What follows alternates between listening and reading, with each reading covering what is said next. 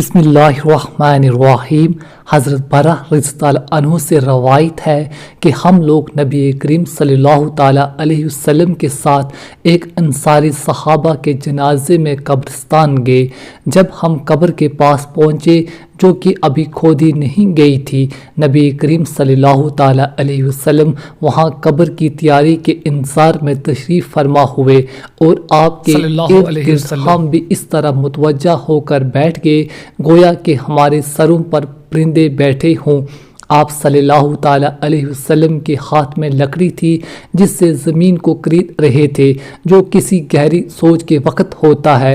پھر آپ صلی اللہ تعالیٰ علیہ وسلم نے اپنا سر مبارک اٹھایا اور 2 یا 3 مرتبہ فرمایا، عذاب قبر سے اللہ تعالیٰ کی پناہ مانگو۔ پھر ارشاد فرمایا، اللہ کا مومن بندہ اس دنیا سے منتقل ہو کر جب عالم برزخ میں پہنچتا ہے، یعنی قبر میں دفن کر دیا جاتا ہے، تو اس کے پاس 2 فرشتے آتے ہیں۔ وہ اس کو اٹھاتے ہیں، پھر اس سے پوچھتے ہیں، تمہارا رب کون ہے؟ وہ کہتا ہے، میرا رب اللہ ہے۔ پھر پوچھتے ہیں، تمہارا دین کیا ہے؟ وہ کہتا ہے، میرا دین اسلام ہے۔ پھر پوچھتے ہیں، یہ آدمی جو تم میں نبی بنا کر بھیجے گئے تھے، یعنی حضرت محمد مصطفیٰ صلی اللہ تعالیٰ علیہ وسلم، ان کے بارے میں تمہارا کیا خیال ہے؟ وہ کہتا ہے، وہ اللہ تعالیٰ کے رسول ہے۔ فرشتے کہتے ہیں کہ تمہیں یہ بات کس نے بتائی، یعنی تمہیں ان کے رسول ہونے کا علم کس ذریعے سے ہوا؟ وہ کہتا ہے، میں نے اللہ تعالیٰ کی کتاب پڑھی، اس پر ایمان لایا اور اس کو سچ مانا۔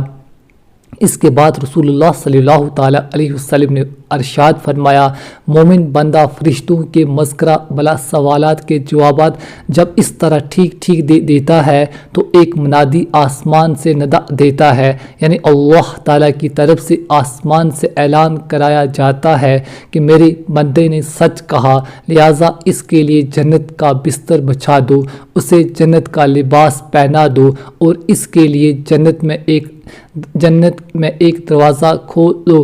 چنانچہ وہ دروازہ کھول دیا جاتا ہے، اس سے جنت کی خوشگوار ہوائیں اور خوشبو آتی رہتی ہیں اور قبر کے لیے حد نگاہ تک کھول دی جاتی ہے۔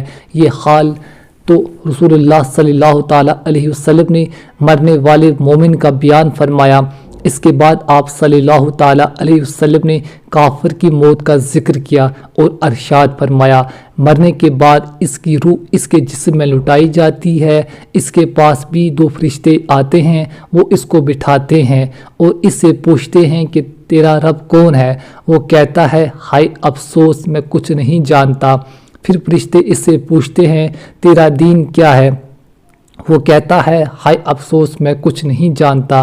پھر فرشتے اس سے پوچھتے ہیں، تیرا دین کیا ہے؟ وہ کہتا ہے، ہائے افسوس میں کچھ نہیں جانتا۔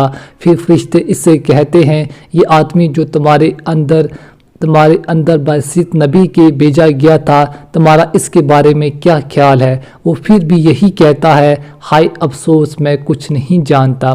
اس سوال و جوابات کے بعد آسمان سے پکارنے والا اللہ تعالیٰ کی طرف سے پکارتا ہے کہ اس نے جھوٹ کہا۔ پھر اللہ تعالیٰ کی طرف سے ایک منادی آواز لگاتا ہے کہ اس کے لیے آگ کا بستر بچھا دو اور اسے آگ کا لباس پہنا دو اور اس کے لیے دوزخ کا ایک دروازہ کھول دو۔ چنانچہ یہ سب کچھ کرا دیا جاتا ہے۔